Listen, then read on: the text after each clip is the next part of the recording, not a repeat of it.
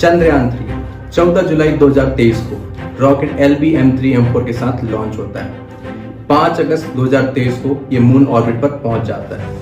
उसके कुछ ही दिनों बाद हम हिस्ट्री क्रिएट करने वाले होते हैं। तभी अचानक खबर आती है। नमस्कार जागरूक जनता, welcome to my YouTube channel Ayush Gupta अनविल्स।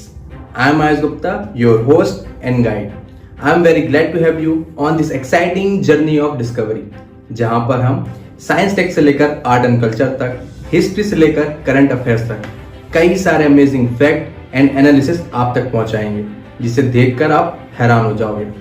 तो शुरू करते हैं my favourite most topic Luna 25 versus Chandrayaan 3। Chandrayaan 3 14 जुलाई 2023 को रॉकेट LV-M3M4 के साथ लॉन्च होता है।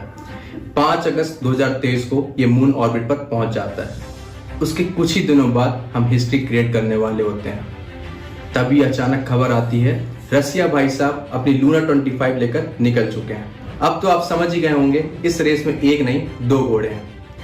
अब सवाल ये उठता है, लूना 25 जो कि चंद्रयान 3 से इतने दिनों बाद लॉन्च हुआ, वो चांद पर पहले कैसे पहुंच जाएगा। इन शॉर्ट, इसरो को अपने सैटेलाइट लैंड करने में 30 से 40 डेज का टाइम क्यों लगता है, मैं आपको बताता हूँ। रीजन नंबर फर्स्ट, रूस ने 47 इयर्स पहले यानी 1976 में लूना 24 उतार चुका था। वहीं हमारी शुरुआत 2008 से होती है। Reason number 2, lift off mass. Chandrayaan जिसका वजन 3900 किलोग्राम है, वहीं लूना 25 का वजन 1750 किलोग्राम है, यानी less weight maximum speed. Reason number 3, fuel. Chandrayaan का फ्यूल लिमिटेड है।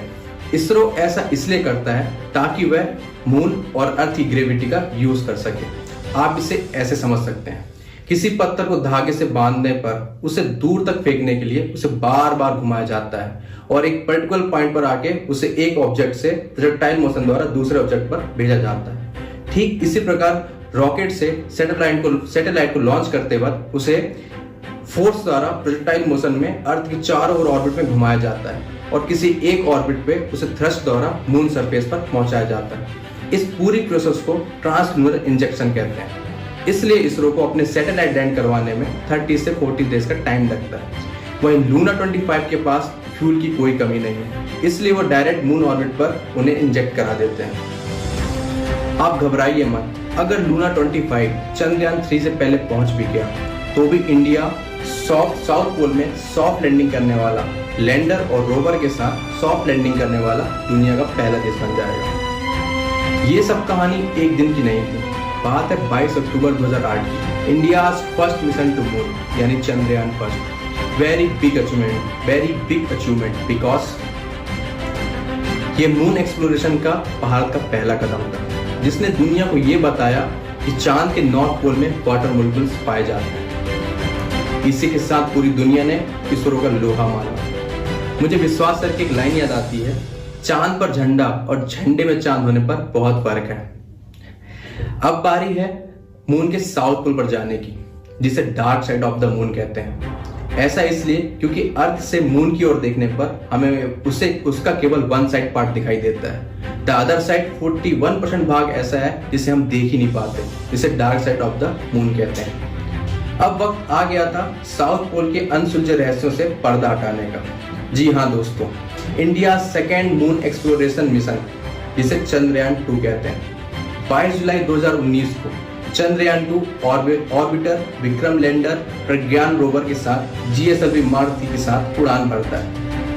लगभग 3,84,400 किलोमीटर की सफलतापूर्वक दूरी करने के बाद महज मून सरफेस से 2 किलोमीटर पहले Unfortunately, we lost to communication our lander Vikram. पर घबराइए मत, ऑर्बिटर अभी जिंदा है, जो मून सरफेस के चारों ओर चक्कर लगाते हुए हमें कई सारी इंफॉर्मेशन इसरो को भेज रहा है। वो कहते हैं ना, हिंदुस्तानी कभी हारता नहीं, या तो जीतता है या फिर सीखता है। अब सवाल उठता है, चंद्रयान फर्स्ट, चंद्रयान 2, अब चंद्रयान 3 क्यों? इन शॉर्ट, इंडिया के लिए चंद्रयान 3 इतना जरूरी है क्यों? चंद्रयान 3 के मेजर 3 ऑब्जेक्ट हैं। पहला, मून सरफेस पर रोवर की सेफली एंड सॉफ्टली लैंडिंग कराना। Second, rover observing the moon surface, reason number third, moon surface पर एसेंशियल मटेरियल्स का पता लगाना। इंपॉर्टेंट क्यों है?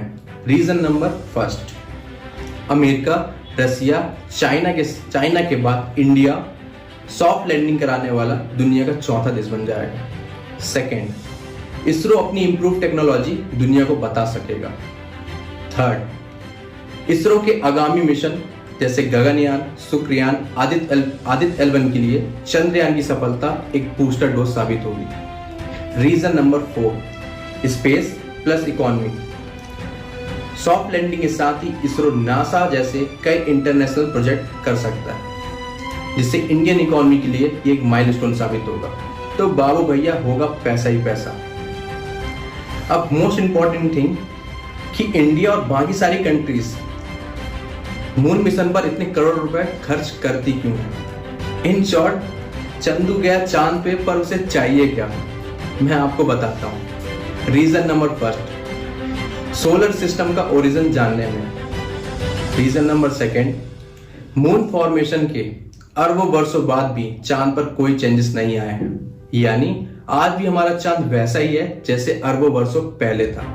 यानी मून सरफेस की स्टडी से हम अर्थ में हुए भूगर्भिक इतिहास और उसमें हुए भूवैज्ञानिक चेंजेस का पता लगा सकते हैं, जिससे आज यूनिवर्सल प्रॉब्लम बनी हुई क्लाइमेट चेंज की समस्या का पता चल सकता है। Reason number third, resources.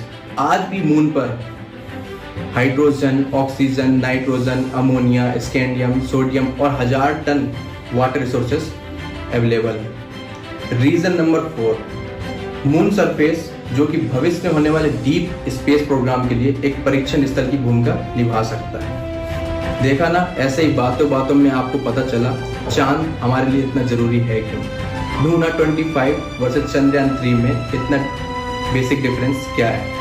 Third, India के लिए चंद्रयान 3 इतना जरूरी है क्यों। तो गाइज, ये थी मेरी फर्स्ट वीडियो।